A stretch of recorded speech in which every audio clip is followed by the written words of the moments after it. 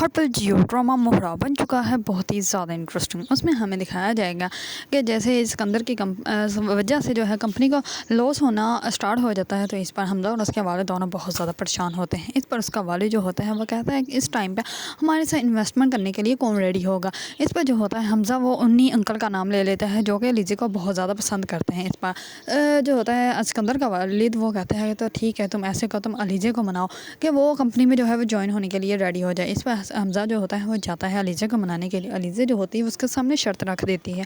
جیسے ہی حمزہ جو ہوتا ہے واپس آتا ہے تو وہ اپنے والد کو بتاتا ہے کہ وہ مان تو گئی ہے لیکن اس کی ایک شرط ہے کہ آپ اور اسکندر جو ہے اس کا ویسے ہی ویلکم کریں گے آفس میں جیسا کہ آپ لوگوں نے اس کو دھکے دے کے باہر نکالا تھا۔ اس پر اس کا باپ جو ہوتا ہے وہ کہتا ہے کہ ٹھیک ہے ہم لوگ ویسے ہی کریں گے۔ اس پر علیزہ جیسے ہی آفس جوائن کرنے کے لیے جاتی ہے تو اس پر سب لوگ جو ہوتے ہیں اس کے لیے فلاورز وغیرہ لے کر آتے ہیں اور سب لوگ بہت زیادہ خوش ہوتے ہیں اور اس علیزہ کو جو ہے وہ فلاورز وغیرہ دیتے ہیں اور اس کا ویلکم کرتے ہیں۔ اس پر علیزہ بہت زیادہ خوش ہوتی ہے۔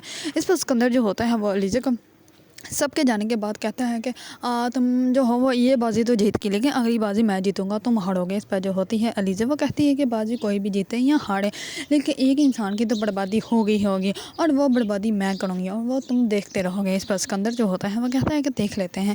تو اسی طرح اسکندر جو ہوتا ہے وہ جاتا ہے اسی آدمی کے پاس جس کو اس نے قید کیا ہوتا ہے اور جاتا ہے اس کو بہت زیادہ مارتا ہے اور وہ کہتا ہے کہ وہ ہے کون، مجھے بتاؤ کہ وہ کون انسان ہے۔ اس پر وہ آپ کو بتا ہی جاتا ہے اور وہ کہتا ہے کہ ایک دفعہ میں نے سنا تھا باس کے منہ سے کہ وہ کسی لڑکی کا ذکر کر رہا ہے، کوئی لڑکی ان کو کال کرتی ہے اور کال کر کے سب کچھ بتا دیتی ہے۔ اس پر حمزہ جو اسکندر جو ہوتا ہے وہ الرٹ ہو جاتا ہے اور اس کو پکا یقین ہو جاتا ہے کہ یہ سب کچھ جو ہے وہ علیزہ ہی کروا رہی ہے کیونکہ ہماری ساری اندرونی باتوں کا صرف اور صرف علیزہ کو ہی پتہ ہوتا ہے۔ اسی وجہ سے اسکندر جو ہوتا ہے وہ کہتا ہے کہ ٹھیک ہے اب تو میں علیزہ سے بدلہ لے کے رہوں گا۔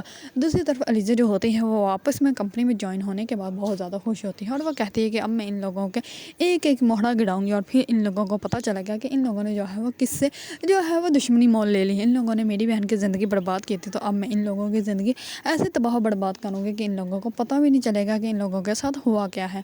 اگر آپ لوگوں کو ڈرامہ موہرا پسند ہے اور اس کے بارے میں نیو اپڈیٹ جاننا چاہتے ہیں تو میرے چینل کو لائک کمنٹ اینڈ سبسکرائب کرنا مت بھولیے گا۔